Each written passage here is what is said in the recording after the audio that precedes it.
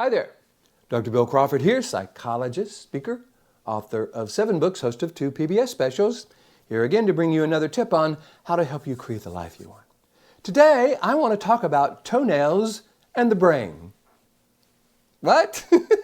Normally I title my videos in a way that kind of gives you a sense of what they're about, like dealing with difficult people, or dealing with loss and grief, or leadership, or anxiety. Toenails and the brain. What's that all about? Let's look. Well, toenails. Have you noticed they really don't serve any purpose? I mean, have you noticed they just kind of don't really have any real meaning in our life? Now, there was a time when they did. Just like we kind of still grip things with our fingernails, there was a time in our evolution where we kind of gripped things with our toenails. And so at that point, they served us very well. But nowadays, we don't really grip things with our toenails, right? Have you noticed?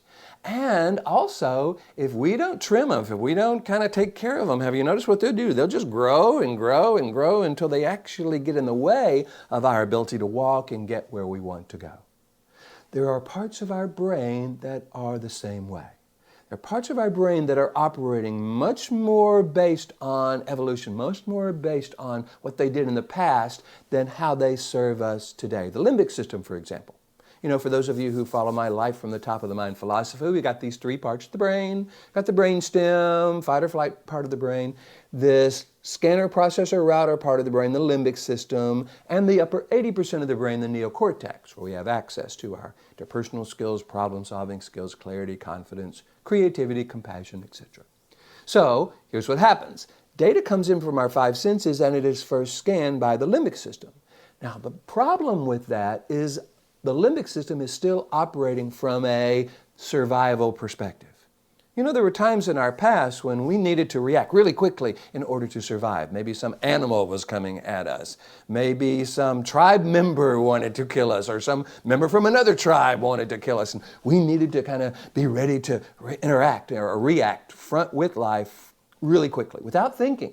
And the limbic system was perfect for that because it kept scanning the environment, making sure that if anything was dangerous, we were able to react to it without having to sit and think, I think the animal's about to kill me. See, we didn't have to do that, and that's great. The problem is, however, today it's still operating in this watch out, what's dangerous kind of mode. That's why when we watch the news, it's really not the news. It's not what's new, it's what we should be worried about. People have learned that if they can capture our limbic system, make us worried or afraid, they can then go to commercial and sell us some soap. Based on if we don't buy this soap, we'll smell bad and people won't like us. It's this fear-based methodology. So what we want to do, just like when we trim our toenails to keep them a certain way, some of us even paint our toenails so they serve us in life in that way, we've got to make sure we are taking care of our brain in the same way. We've got to make sure we're trimming it, that we are taking care of it, that we are using it versus it using us. We don't want to just let it run from its old evolutionary perspective where it sees everything and everyone as dangerous. Do we really want that person in traffic that is driving the way we don't want them to drive to have the power to make us feel a certain way, to get us furious and all worked up? Do we really want to be able, to find ourselves dealing with the people we love in a way that where we get angry with them and say things that we regret later? That's all from the limbic system. That's all from that reactive part of the brain. So what I suggest we do is make sure we are defining who we are.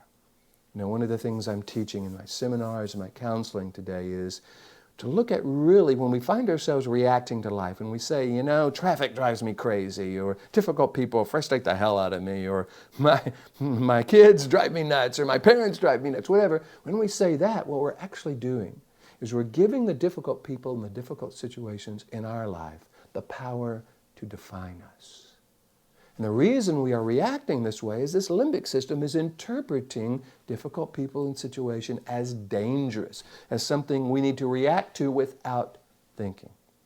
What I think we want to do is choose the response we want to give it, because based on that response is how we define ourselves. I am a person that reacts to traffic like this. I am a person that responds to difficult people like this.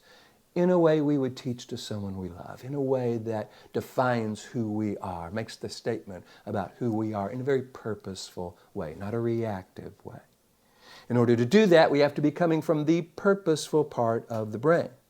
Now here's the cool thing.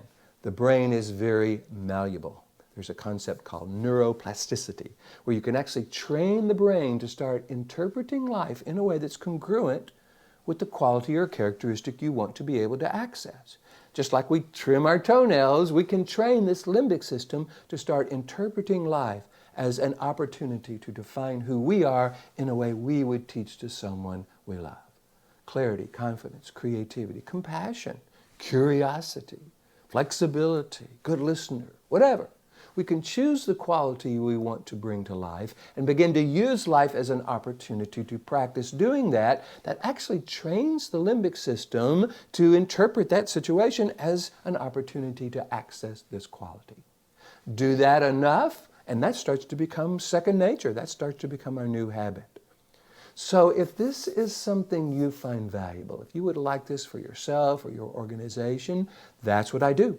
I get to go around the world teaching people how to train the scanner, processor, router part of the brain in such a way that it interprets life so that it sends that data up to the neocortex where we can act upon it purposefully. The concept of creating a purposeful life comes from the purposeful part of the brain, not the reactive part of the brain. So the brainstem will always be there in a fight or flight situation. If we need to react without thinking, it will be there. But we don't want our limbic system interpreting everything in life or anything that has any kind of negative component in life as something we have to react to. We want to be able to respond in a way that's congruent with our highest purpose, the qualities we would teach to those we love.